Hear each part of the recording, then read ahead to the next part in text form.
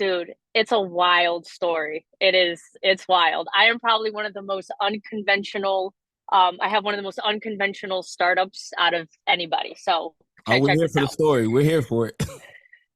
So I've been doing this about 18 years now, but I'm going to say as a legitimate business, about 10.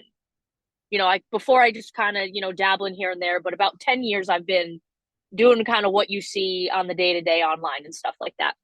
So, um, back in, God, this is probably almost 15, 20 years ago, my brother, who's a DJ, Okay. What's one his DJ morning, name by the name? so it was just DJ Bry. His Okay. name is Brian. He has a family now. He's kind of moved on to other things. So little sister has kind of fallen into the footsteps. But like I said, this is Nice. a wild story. So I actually never wanted to be a DJ, believe it or not. It was Hmm. never written in the cards. It's never something I aspired to be. But obviously being around my brother who did it, it was kind of his first job, so to speak. He worked for a multi-op, so he just would pick up events here and there. And of course, me being around him, little sister wanting to, dig in his fire CD collection, Okay. right? And just play with things. I kind of picked up little things here and there, but it was never the vision of mine.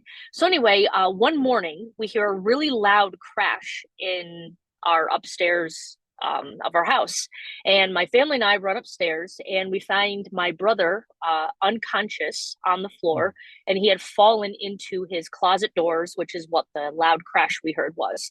Um, we obviously had no idea what was going on. So just to kind of quell everybody's anxiety, he lived. We found out he was an undiagnosed type 1 diabetic. But Wow. we never suspected it because he was like 20, 22 years old at the time, so it's just kind of weird. So any which way, we obviously call for ambulatory services. He's whisked off to the ICU because at the time we had no idea if he was dead or alive. Like we didn't realize it was a diabetic coma. Um, but he was actually getting ready for a wedding that day. Now, I was only, I don't know, 15 or 16 at the time. I even had my learner's permit. Like I wasn't even able, legally able to drive, Okay. at the time.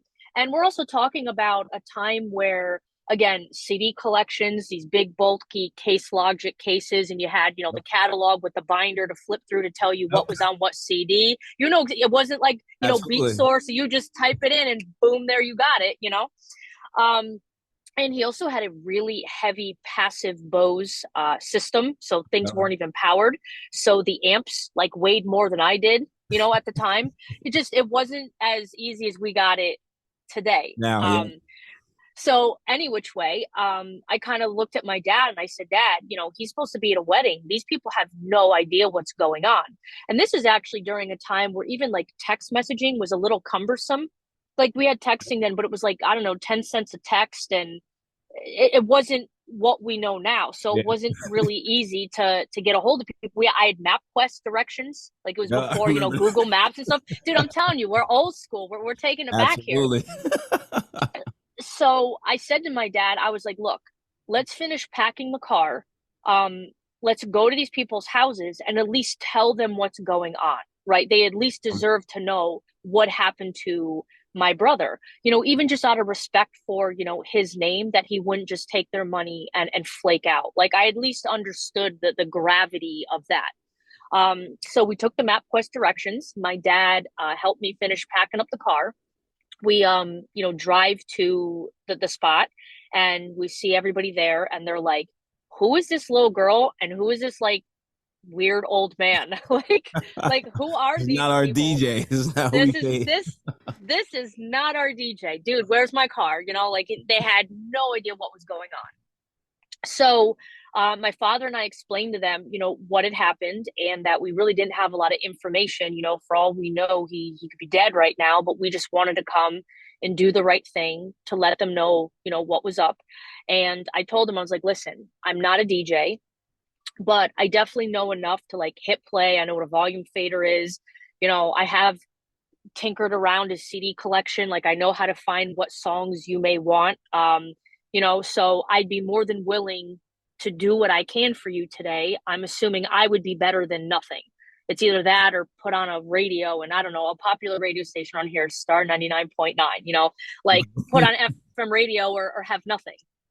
So they go, yeah, I mean, if there's no other choice, whatever you can do, please do it. So my dad and I showed up really extra early again because we had no idea how to hook any of this crap up. And it pretty much was like trial and error. It was like, okay, if this is a round hole and we see a round thing, you stick it in, and do you Right. have sound? If you don't, put it in the next hole. And if you don't, and we just kept sticking things in holes and connectors and Oh, it sounds plugging like it to my first power, thing. until stuff actually worked.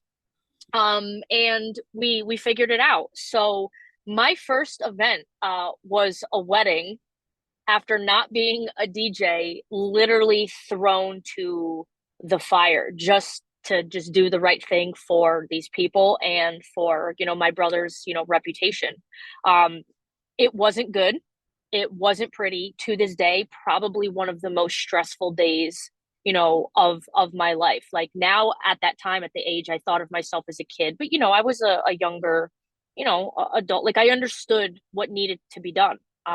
So I just did what I could do, and that was it, man. So that was like the roots of DJ Rachel, but it Wow. wasn't it wasn't meant to be. Like I didn't want to be a DJ, but here we are.